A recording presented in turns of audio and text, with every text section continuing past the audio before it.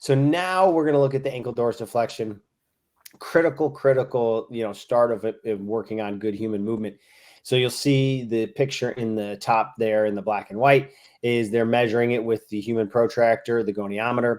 So from that fixed position at 90 degrees, you should have an additional 15 to 20 degrees.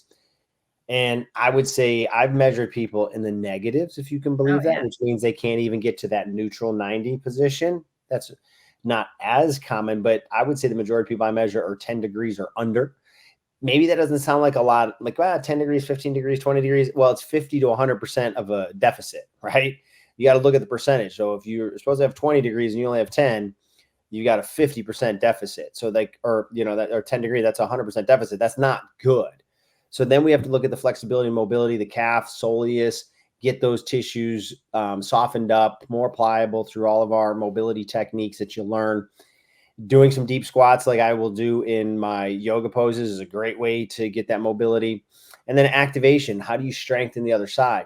The anterior tibialis, you can isolate it with tubing and things like that, or you can do the walks that you see here, heel walks.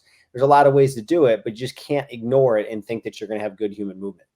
Yeah. And you said, when you said that it's not as common as you think, I mean, I'll tell you this, most of my basketball players, especially after a game, will come in as a negative. With their ankles faked. Yes. And you think, guys, ideally you have to have 10 to walk and walk properly anyway. Ideally you want 10 to 15, but then if you're going to add a sport and you're going to add all these other high impact type things, or, you really want to have really good dorsiflexion.